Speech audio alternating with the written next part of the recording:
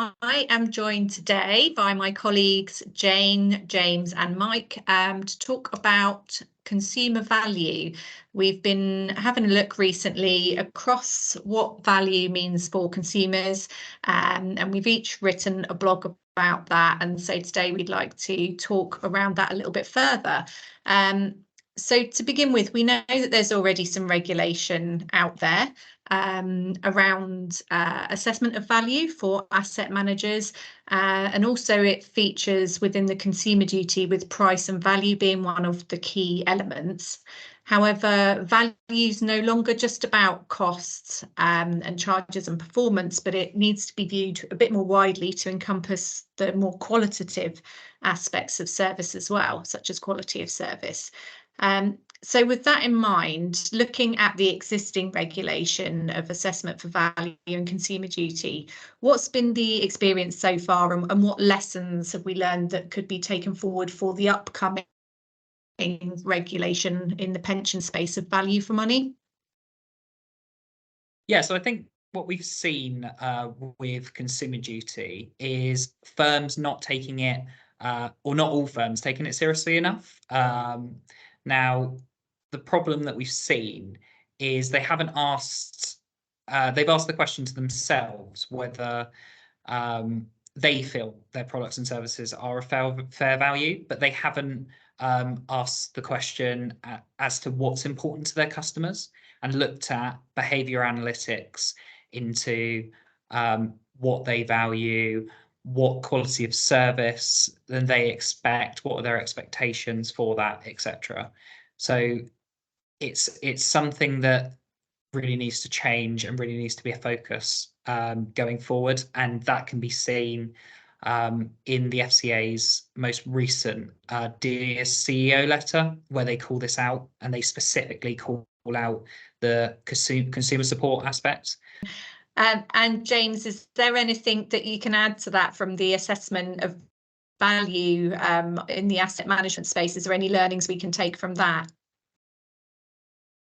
So there is a few things that the FCA have commented. I think earlier this year they released their findings from another review, and it's fair to say that some asset managers are still falling short of what's required from them from the regulator, and there's definitely changes that they can review, processes and practices that they have in place to sort of make changes. Otherwise, it sort of questions, are they actually offering this value for money to their customers?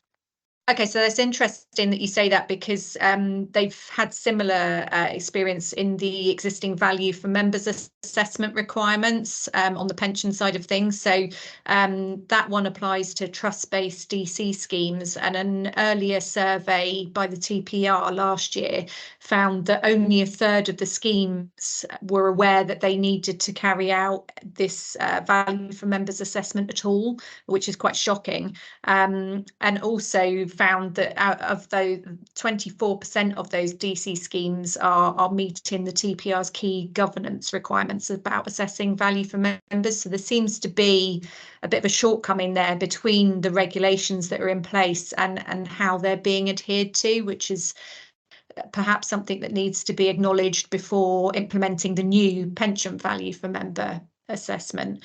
So with that in mind, Jane, with VFM that's coming up, what sort of impact do you think that will have in terms of ensuring value for consumers? Yeah, I think value for money for consumers in the pension schemes, it's a really good principle.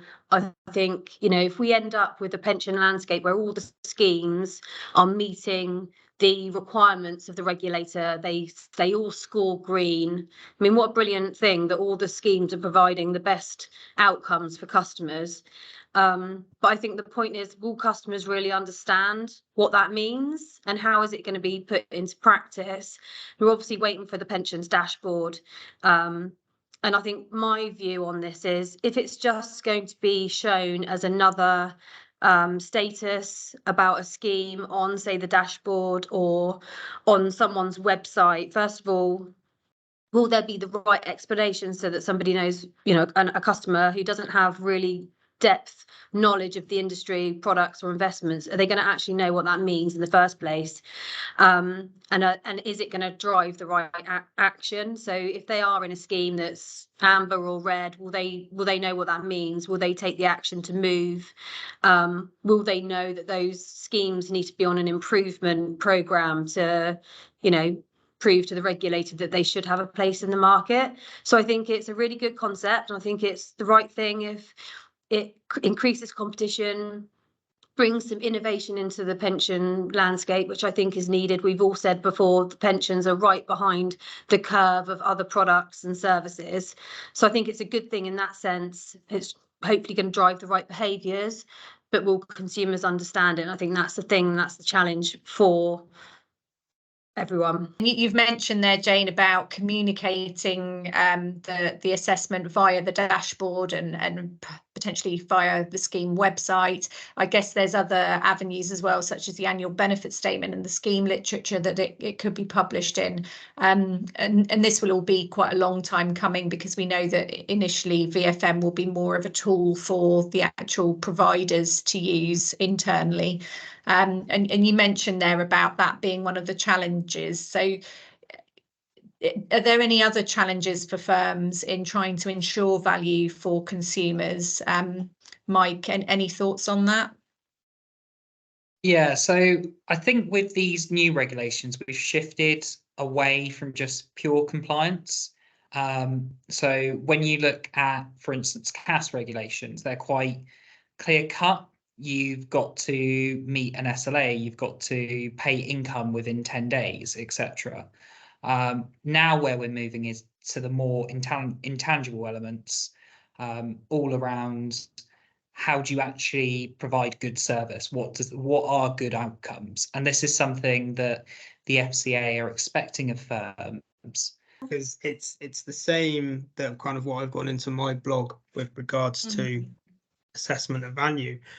And that how, although there's these pillars and you look at fund performance, it's just not solely made up of how you justify the value for money. There are additional criteria in there that a firm may see that maybe the FCA doesn't.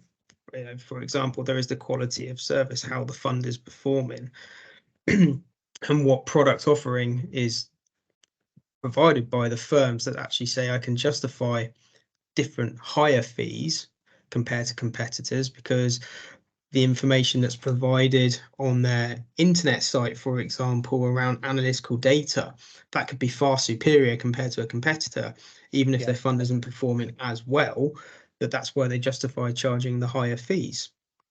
So I think it's that concept that value for money can't always be defined by 2 or 3 criteria. There's quite a lot of factors that make up how a firm offers that value for money, but I guess against consumers, still got to be considering it's all the right outcomes for the customer. So who is responsible for ensuring value for consumers? I think everyone is responsible within the value chain across the different firms. And if I think about it from an asset manager perspective, it certainly starts from the top down with senior leaders to make sure that their firms have adequate processes and practices in place. They need to make sure the appropriate governance and metrics there are for the performance and that oversight is implemented. I think certainly from what I read in the findings from earlier this year by the FCA, there were instances where AFM boards who oversee their processes didn't take full accountability for the fees charged on their funds, and telling the FCA that they were determined by a more senior committee, which I personally think that's absolutely fine. But those decision-making groups outside of the board, they must understand the responsibilities imposed by the FCA or the regulator, so that they can take greater steps to make sure that those groups are better informed. I think also going from Mike's point there around trying to ensure value for customers from an asset management perspective, that they have these pillars and one of them is performance. And although they have to define how they measured that, it can't solely be on how a fund performs against its benchmark.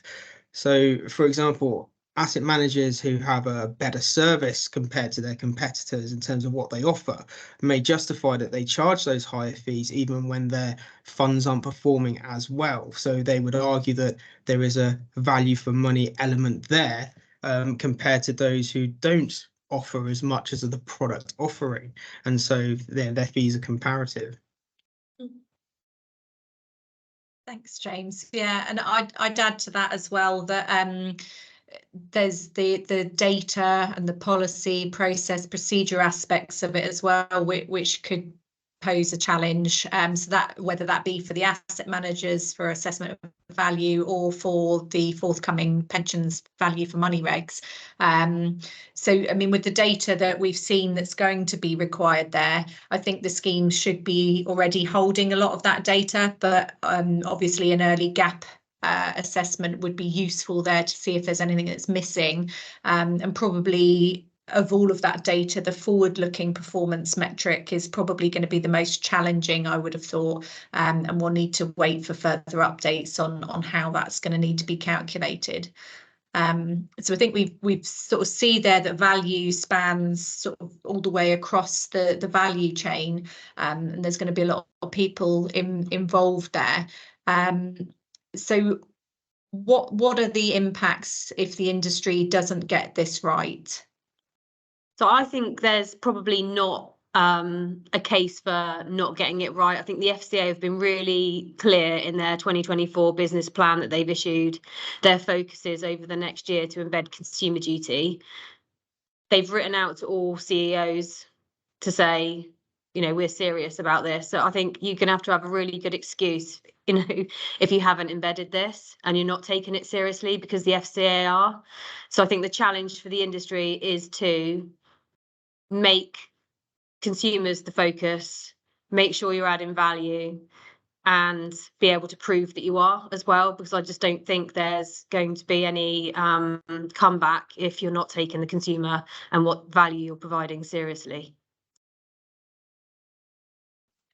Okay, so in terms of what comes next then, we know that VFM has been quite quiet since the middle of the year, but having attended the TISA annual conference recently, I know that there are several working groups that are going on in the background at the moment, and speaking with Rennie Biggins from TISA, who's on the Quality of Services working group, I know that they're focusing quite heavily on comms at the moment, so really looking at what comms get issued to consumers throughout their life journey. And he did advise that there's likely to be an update on VFM early next year, and then probably a further consultation. So it is, whilst it's quiet at the moment, it is going to move on in 2024. And Jane, as you've said there, the FCA are looking to get more hands-on and involved in this to make sure that the regulations are being met. Whereas previously, as we've seen with assessment of value in the asset management space, and also the DC value for members assessment, perhaps that's not been the case to date, but going forwards, that is likely to change. So, as I say, we have been looking into this in quite a lot of detail, and we have written some blogs on value for consumers. So please do take a look at those if you would like to find out more on what our views are on this matter. Thank you for listening to us today.